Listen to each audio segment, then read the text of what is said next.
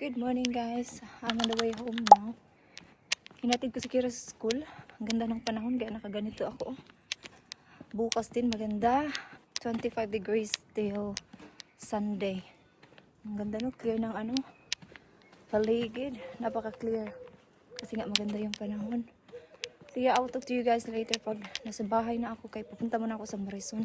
Kailangan kong bumili ng milk kasi paubos na. So, I'm home. Nakasalamin pa din kay mainit talaga. Yung mga ginamit ko kanina. Diyan muna yan.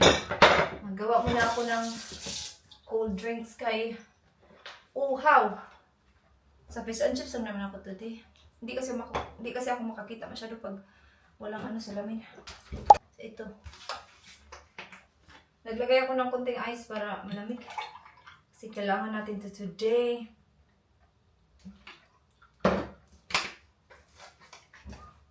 Okay. That was good. Sabot ko muna yan sa dishwashing para madali na lang mag-hinggas. Punta tayo sa kwarto kayo. Nag-order ako ng mga damit. Kunti lang naman sa H&M ba. Pakita ko sa inyo. Nabuksan ko na to.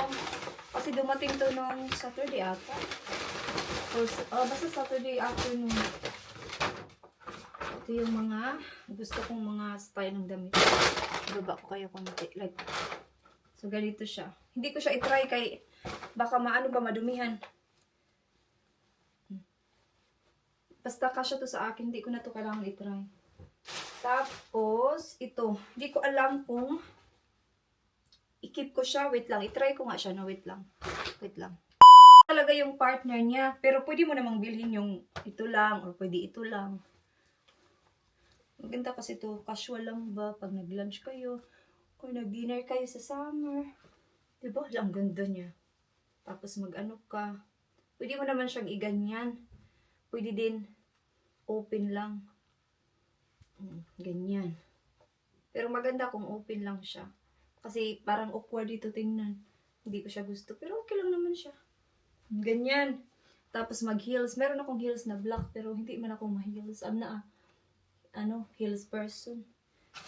Ganun siya.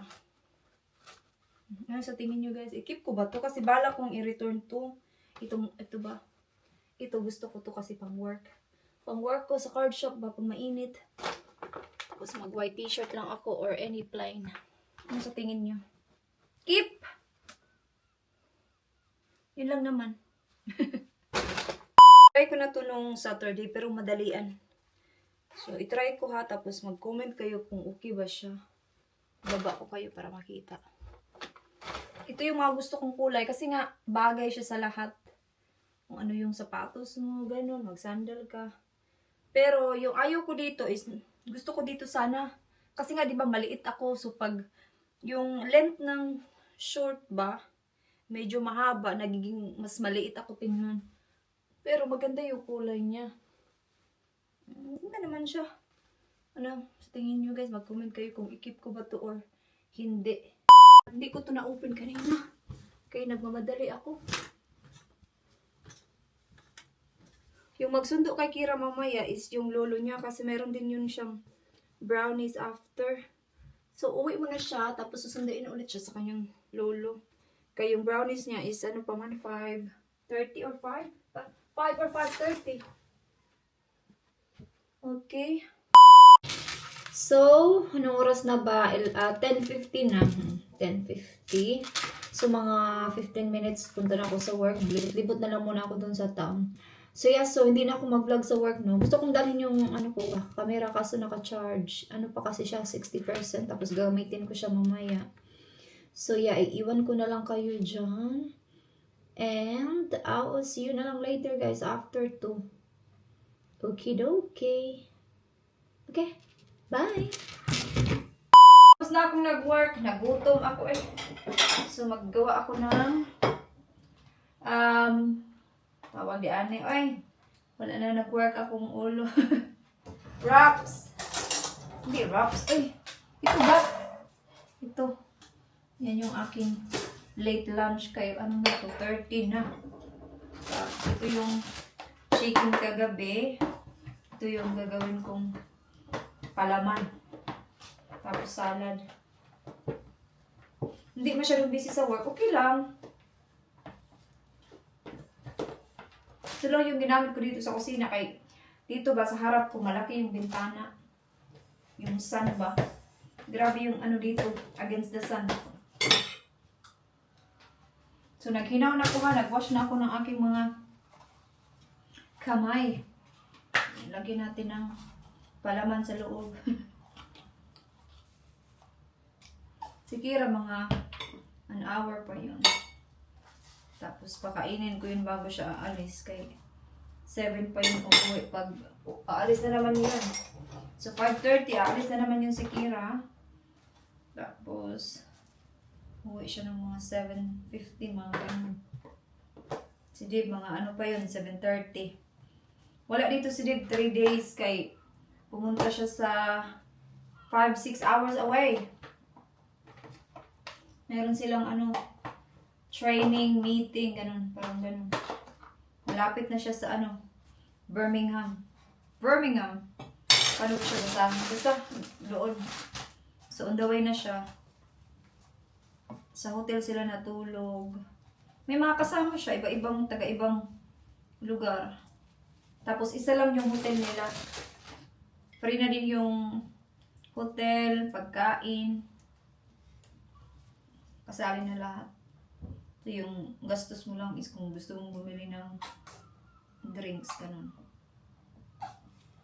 Ito yung aking lunch. Tapos magagawa na naman tayo ng drinks. Hindi ako nag-vacuum kanina kay lubat. So ngayon makapag-vacuum ako. Pero kakain muna ako kaya gutom na. Paborito ko to kahit sa work. Ito yung minsan binabaon ko.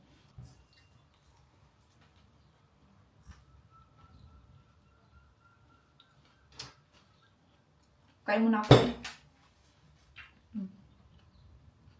Nalaglag na. Nakalimutan ko na mag-vlog. Anong oras na? 7 na. So, gumawa ako kanina ng gulaman ba? Jelly. Kasi gusto kong diba, kinat ko na siya. Gusto kong gawa ng tawag sa gugulaman, parang ganun ba? Lagyan ko siya ng kaong. Tapos, lagyan ko siya ng for cocktail, parang salad ba? Pero with gulaman. Hindi ko alam kung ano lang tawag. Gulaman, salad, basta lagyan ko siya ng ganyan. Masarap siya kahit wala siyang asukal or anything. Yeah, so mamaya na or bukas na. Ikat ko lang siya para ready na bukas. Si Kira pa, uwi na yun kay mag-7 na. Ito yung gawin kong dinner ko. Isa ko lang lagyan ng toyo, broccoli, ano yung itsura ko ba? Isa, bawang sibuyas. Gisa-gisa lang Tapos lagyan ko ng broccoli para healthy konti. Ikat lang ako ng ganito lang ba? Konti lang.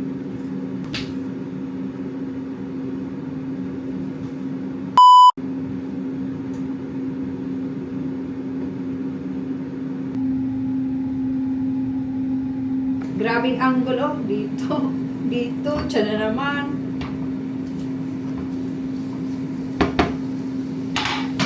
Si Kira uwi na yon mga 10 minutes, tapos mag-relax, hindi mo na yun maligo agad-agad. Mamaya na yun siya mag-shower mga after kain. Kasi manghingi agad yun ng pagkain pag ka-uwi niya. After school, uuwi, tapos babalik na naman dun sa club niya. Ganun talaga dito, no? Maraming mga clubs yung mga bata na pwedeng salihan ba? Nasa atin na lang kung gusto natin pasalihin yung mga bata ba? Pero syempre, may bayad. Yung nagbayad kasi sa ano niya, itong brownies na to is lola niya. I think 40 pounds ata. 47 pounds a month.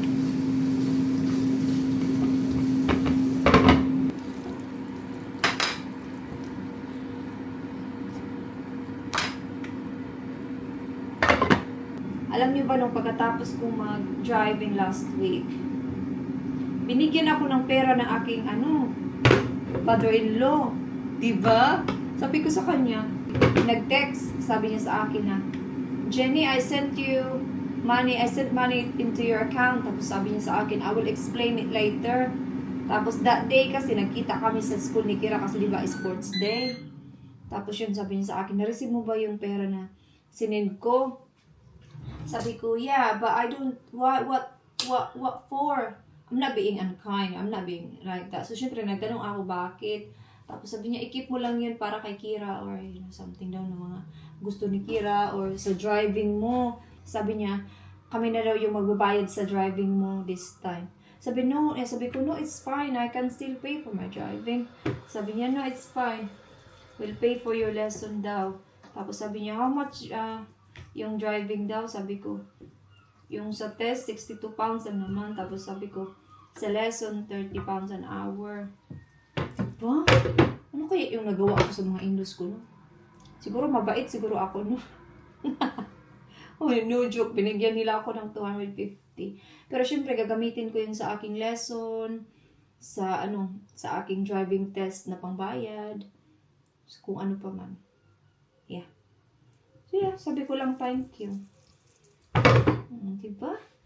Bait-bait ko talaga, no? Anyway, nagutom na ako. Naghugas-hugas ako dito. Wala, hinintay ko itong maluto para mamaya, pagkatapos mag-dinner, kunti na lang yung hugasan. Diba? Mag-shower ako mamaya. Uy, kay mainit na kasi, lalo na bukas, mas mainit bukas. So, yung feeling ba sticky. So, tapos na. Si Kira nandun na. Binigay ko na sa kanya yung sa kanya. Kasi gutom na yun. So, ako naman, yung kakain ngayon. Tapos mag-shower. Sige, oy, kakain muna kami guys. And see you na lang later pag nag-skincare na ako. Pakita ko sa inyo mamaya yung nabili kong facial wash pa. Nung pumunta kami sa Brighton. Okidoki, bye!